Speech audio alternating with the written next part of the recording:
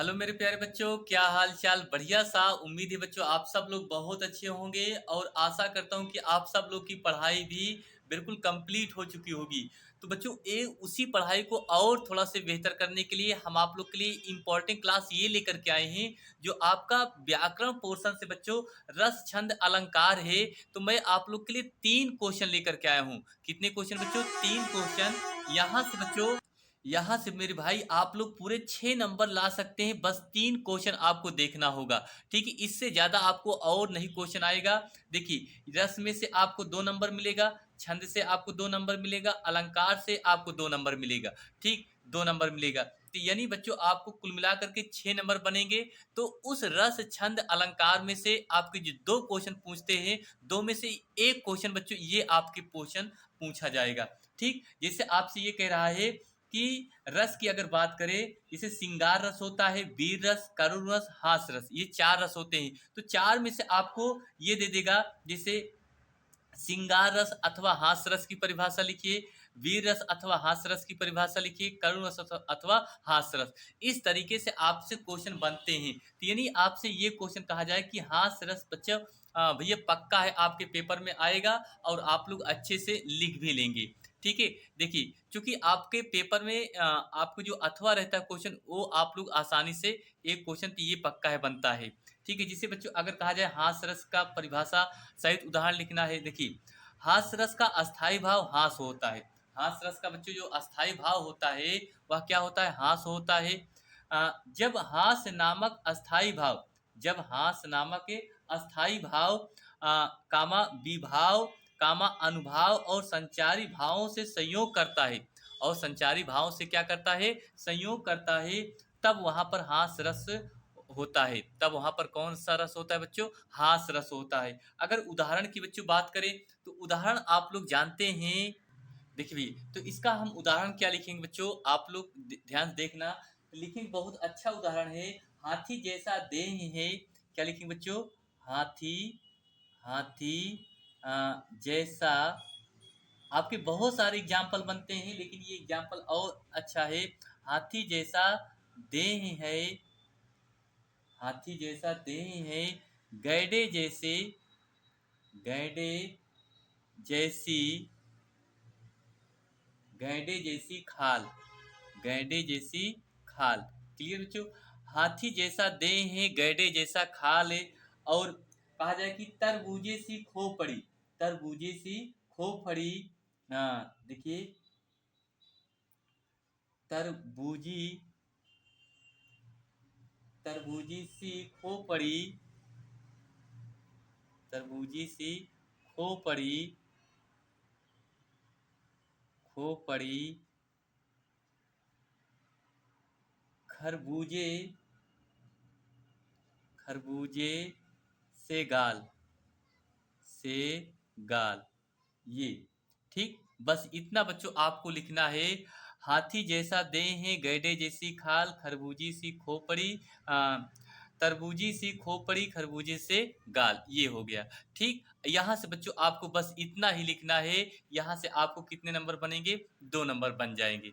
Clear बच्चों? उसके बाद फिर हम आपसे कहें कि अनुप्रास अलंकार लिखना है। कौन सा अलंकार लिखना है बच्चों? अनुप्रास अलंकार। तो अनुप्रास अलंकार की बात करें, अनुप्रास अलंकार, यमक अलंकार, श्लेषा अलंकार और या उपमा अलंकार, ये आपके पूछे जाते हैं। लेकिन सबसे इंपॉर्टेंट आपसे जो बनता है बच्चों, वो होता है आपका यमक अलंकार होता है। कौन अलंकार होता है? यमक अलंकार। हर पेपर सेट में ये क्वेश्चन पूछता है।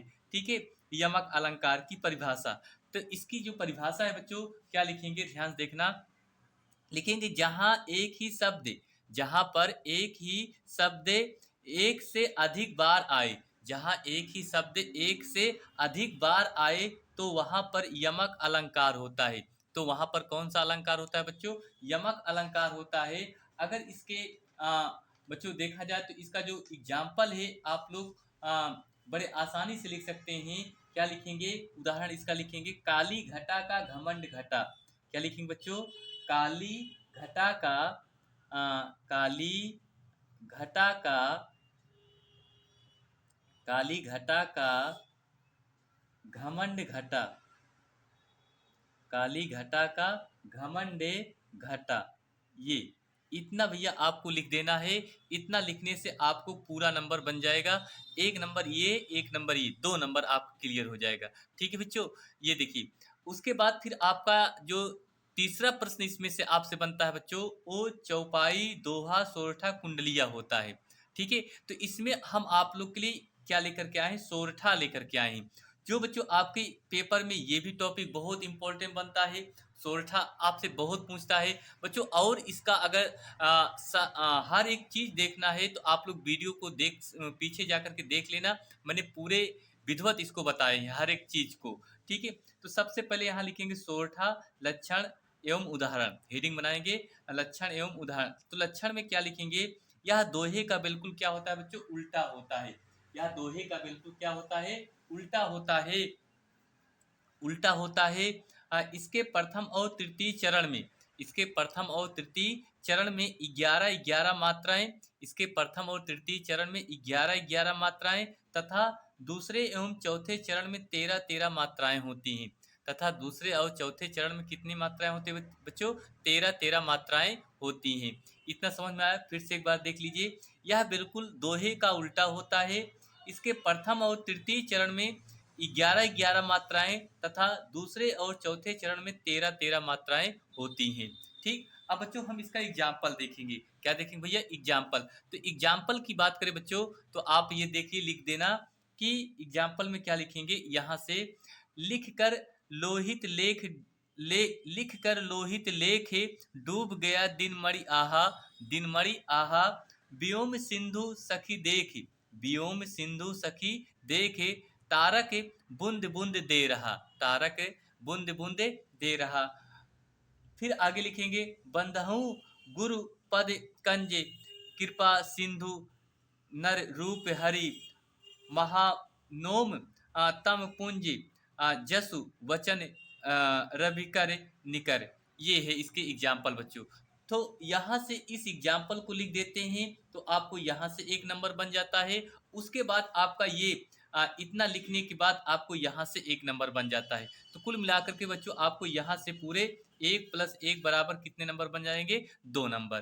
तो इस तरीके से बच्चों आपको आपने एक छोटी सी वीडियो में देख लिया कि हमें रस, छंद, अलंकार, आपको ये 3 क्वेश्चन आप लोग तैयार कर लेना। तो आप लोग के पेपर में यहाँ से आपको बच्चों पूरे कितने नंबर बन जाएंगे? 6 नंबर। ठीक है? क्योंकि ये हर पेपर सेट में ये क्वेश्चन पूछता है। अगर बच्चों आपसे और आपसे कहें जैसे हास रस है, करुण रस है, करुण रस भी आपको तैयार कर लेना।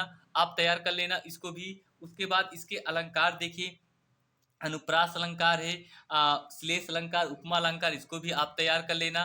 उसके बाद चौपाई, दोहा, कुंडलीय, ये भी तैयार कर लेना अगर आपको दिक्कत हो रही है तब। ठीक है? बाकी आपको इतने से ही आपके पूरे नंबर बन जाएंगे। ठीक? चलिए बच्चों, आपसे इतना ही था। अगली क्लास में मिलते हैं। आप लोग तैयारी को अच्छे से कर लीजिए। ठीक है भैया? समय आपके पास कम है। मिलते हैं अगली क्लास में बच्चों आपसे। थैंक यू आप सभी छात्रों को बहुत बहुत धन्यवाद।